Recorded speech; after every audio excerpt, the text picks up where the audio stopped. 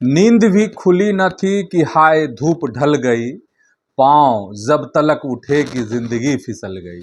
पात पात झड़ गए कि साख साख जल गई, चाह तो निकल सकी न पर उम्र निकल गई। दिल्ली में मुलाकात हुई है प्रधानमंत्री नरेंद्र मोदी से। किसकी? तो पंजाब के धाकड़ नेता सुखबीर सिंह बादल से। तो क्या बीजेपी और अकाली दल में गठबंधन हो गया है? क्या होगा?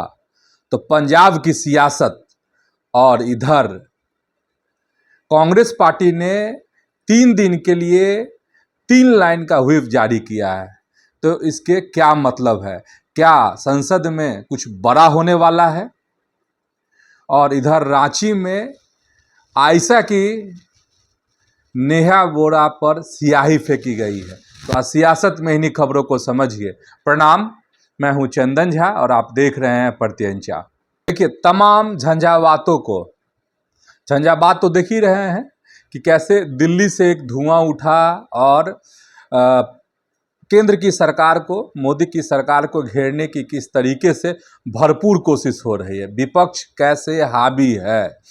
इन सबों के बीच यूपी चुनाव की तैयारी है तो पंजाब की भी तैयारी है और उत्तराखंड में तो भाजपा की सरकार है ही, यूपी में भी योगी आदित्यनाथ हैं।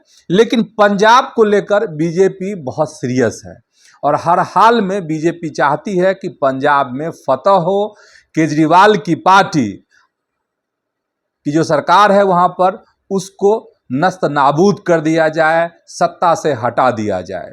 अब इसको लेकर जो है चीज़ें आगे बढ़ने लगी है और इसी के तहत दिल्ली में एक बड़ी मुलाकात हुई। बड़ी मुलाकात में प्रधानमंत्री नरेंद्र मोदी से यह मुलाकात की है। किसने?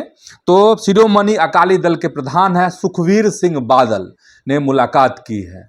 और इसमें कहा जा रहा है, जैसे ही यह मुलाकात हुई, तस्वीरें सामने आई तो चर्चा छिड़ गई कि क्या भाजपा और अकाली दल का फिर से गठबंधन होने वाला है। और अगर यह गठबंधन होता है तो क्या वाकई में अरविंद केजरीवाल की पार्टी पंजाब में फिसड्डी साबित हो जाएगी, सत्ता से दूर हो जाएगी? तो जरा इसको समझिए। देखिए, पंजाब के जो चुनाव होने वाले हैं वह 2027 में चुनाव होंगे। 4-5 महीने का वक्त है और इस बीच में यह मुलाकात इसीलिए अहम मानी जा रही है। तो क्या हो सकता है इसको समझिए। देखिए, इतिहास यही है कि शिरोमणि अकाली दल का भाजपा से 3 बार जो है गठबंधन हुआ है। मतलब पास आए हैं और लोग दूर गए हैं। और भाजपा से जब अकाली दल का गठबंधन खत्म हुआ, इसीलिए आम आदमी पार्टी को, मतलब आपको, पंजाब में एक बड़ा मौका मिल गया सरकार बनाने का। और इतिहास यही है कि 1996 में पंजाब में अकाली दल और बीजेपी का गठबंधन हुआ था और यह गठबंधन तकरीबन 25 साल चला। और एक दल जो है दूसरे दल के पूरक हैं। कैसे? तो जो अकाली दल है उसकी पकड़ पंजाब के गांव में है और जो पंथ होता है पंजाब का उसमें पकड़ है। अब क्या है कि और बीजेपी की पकड़ क्या है? बीजेपी की पकड़ हिंदुओं वोटरों में है। सिख में पकड़ अकाली दल की और हिंदू वोटर पर इनका पकड़, किनका? बीजेपी का। और बीजेपी के एक और खासियत है पंजाब में कि जो शहरी मतदाता हैं वो भाजपा को चाहते हैं। तो ये जब कॉम्बिनेशन होता है तो सबके छक्के छूट जाते हैं, चाहे वो कांग्रेस हो या फिर अरविंद केजरीवाल की पार्टी हो। तो दोनों के इस मुलाकात से अब इसके बड़े संकेत मिल रहे हैं कि दोनों पार्टी फिर से एकजुट हो जाए, दोनों में गठबंधन हो जाए और साथ में ये चुनाव लड़े तो वहाँ पर बड़ा परिवर्तन वहाँ देखने को मिल सकता है। और हमने शुरुआत में कहा है कि भाजपा की हर संभव कोशिश होगी कि पंजाब की सत्ता पर जो है कब्जा किया जाए। ठीक है। अब इसमें क्या हुआ है कि अरविंद केजरीवाल की पार्टी की वहाँ हुकूमत है अभी, तो एक बड़ा तंज किया है अरविंद केजरीवाल ने। अरविंद केजरीवाल ने कहा है, नाना करते प्यार तुम्ही से कर बैठे। तो क्या चंदा चोर पार्टी और बेअदब पार्टी का गठबंधन हो रहा है? ये तंज किया है अरविंद केजरीवाल ने। ठीक है। कांग्रेस ने भी तंज किया है।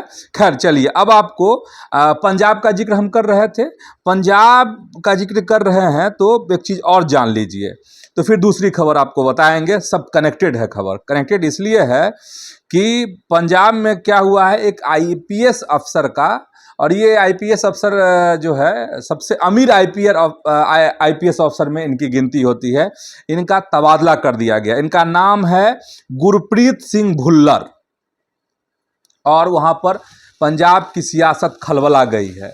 गुरप्रीत सिंह भुल्लर जो हैं वो आपको कमिश्नर, अमृतसर के पुलिस कमिश्नर हैं।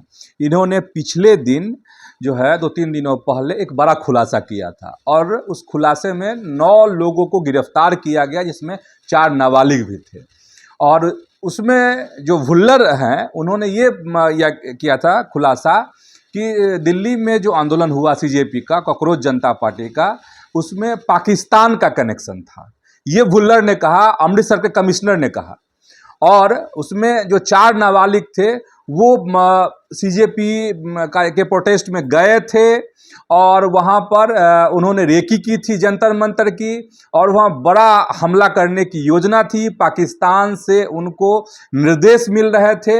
ये खुलासा किया था पिछले दिन, 2-3 दिनों पहले। और अब ये है कि गुरप्रीत सिंह भुल्लर का ट्रांसफ़र कर दिया गया है इस खुलासे के बाद, और उनकी जगह पर DIG border range Harmanvir Singh Gill को अमृतसर का पुलिस कमिश्नर बनाया गया है।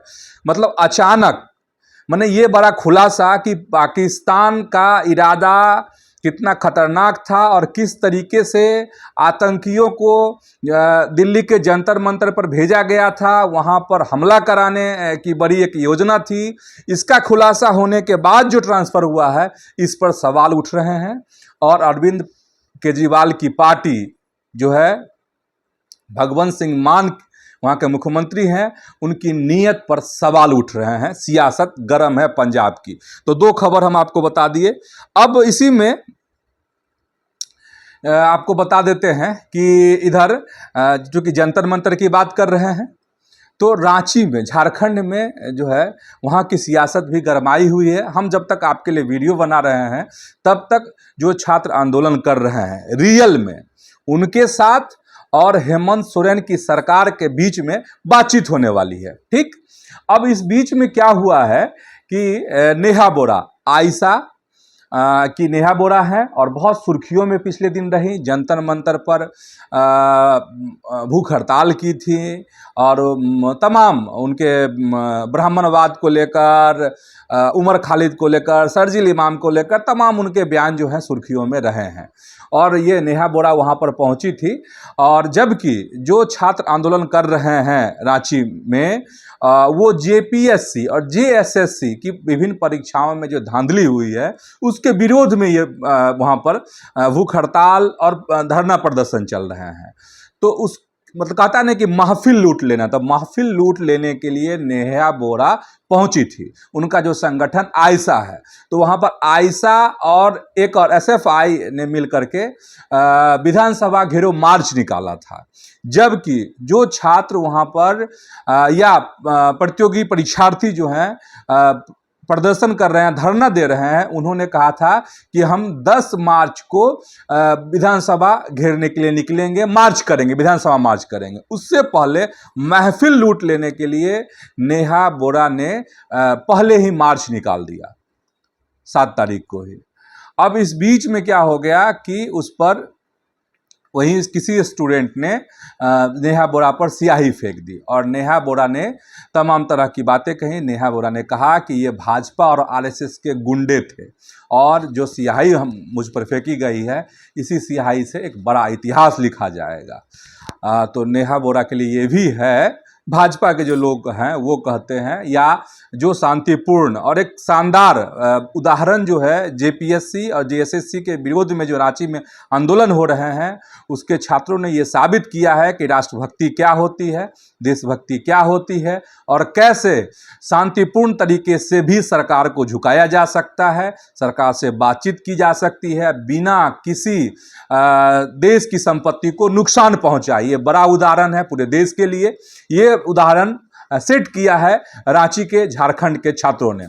और इतिहास ये भी कहता है, ऐसे छात्रों का यह भी कहना है कि अगर इस स्याही से नेहा बोरा इतिहास लिखेंगे तो इतिहास ये भी लिखा जाएगा कि नेहा बोरा जैसे लोगों ने दिल्ली में जो हंगामा किया, सरकारी संपत्तियों को जो नुकसान पहुंचाया, जो वहाँ के पुलिस पर जो हमले किए गए, संसद घेरने की जो कोशिश की गई, लोकतंत्र को जो नीचा दिखाया गया, प्रधानमंत्री को जो अपमानित किया गया, ये भी इतिहास में लिखा जाएगा और उस पन्ने में नेहा बोरा जैसे लोगों का नाम शामिल रहेगा। खैर, ये बात हो गई।